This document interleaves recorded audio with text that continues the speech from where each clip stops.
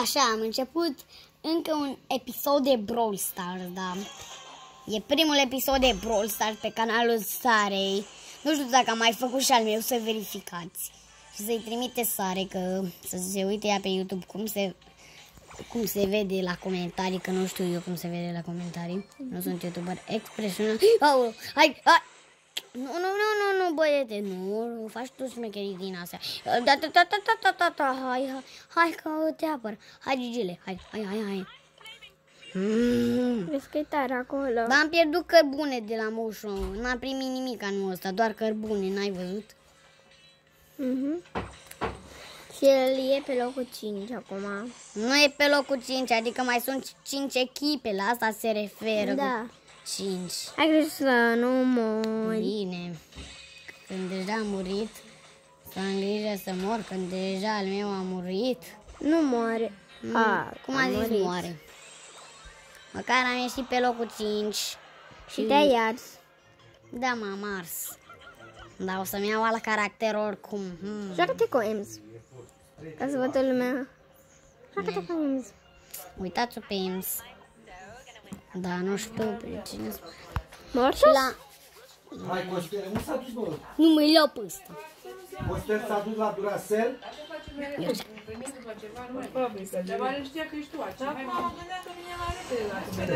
Așa. Mamă, legendară. În echipă. Legendarul, haide, numai așa aproape.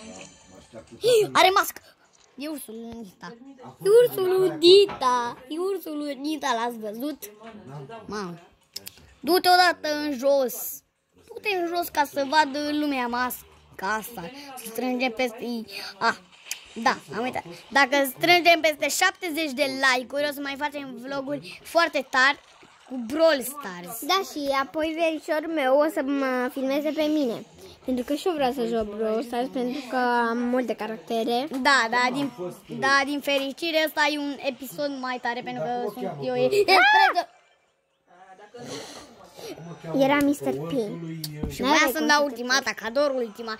Uite, are altă mască, ați văzut? Ați văzut? Uitați-vă la el. Are masca aia de la Sprout. Da, are masca de la Sprout. Și hai să începem un nou meci. Da, eu îl vreau pe ăsta. Cine bun mai e. Eu o să le arăt pe cine vreau. Eu vreau pe Bibi. Era sigur. Dar nu e așa bună, Bibi. Uite că te distruge. Noni. Stai să văd că te... Uite, mult de...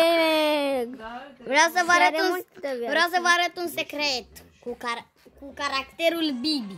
Bibi știe să dea prin pereți. Vorbesc serios, dar doar cu ultimata. Trebuie să îmi fac ultimata întâi, dar trebuie să-l împing pe ăsta lângă perete. Unii dintre voi cred că știți ce struc, numai că Sara nu știe. Și trebuie să așteptăm un pic să se încarce bara asta, că nu știu dacă l-am împins destul, așa cred că l-am împins. Și uite, dacă merg aici și dau măcar o dată ultimat, uitați-vă deasupra capului lui, ok? Stai, Sara, dă zoom out până la el. Așa? Ați văzut? Ați văzut cum a dat damage-ul? Ia aici, Rebecca. Ați văzut 90? Rebecca. Vedeți? Stai, mai dați-vă o dată. 3, 2, 1, pum. Ați văzut 90-ul ăla? Da, eu am văzut. Și așa se face. Hai să mai faci o dată ultimata ca să vadă și abonații. Lasă acum. A văzut? Destul. Și zice că ultimata lui Mortis dă prin pereți. Serios. Stai, vreau să testez ceva foarte fain, că n-am testat acest truc pe Tara. La Costel Pascu. Știu că dă peste pereți și atrage pe ei, numai că vreau să văd dacă e mai mișto așa. Vreau doar să testez, ok? Așa, hai să testăm. Stai că dau pe pauză până testează verișorul meu. Da, baby, testul. O să mai facem și câteva trucuri, numai că trebuie să așteptați să mai fac și niște meciuri. Și hai să dăm. Ia să-i apropiem pe ăsta. Hai, veniți! Mamă, ce cer mișto s-a făcut. Și mai atragem o dată și o să moară. Zici că era o bilă mică. Zici că era ăla update-ul cu robotul mare. Așa. Cu pitice, și mai ții? Da. Într-o jumătate aștept niște baterii. Și e chiar bună tara pe modul ăla, așa e? Da. Acum ia să fii.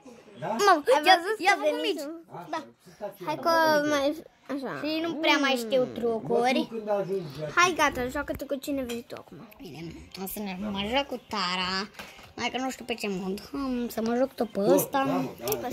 Nici nu mă pricep cu Tara, mă joc pe mod, ok? Da, mă, da, să-l faci. Mă joc și eu pe mod, că îmi place o hartă și e drăguță. Și cred că o să dau câțiva play să lipsească.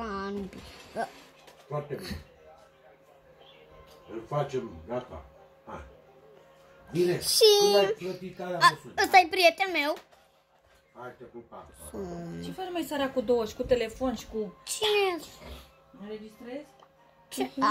L-am scos, nu știam. Hai că nu contează. Mi-aleg eu harta aia drăguță.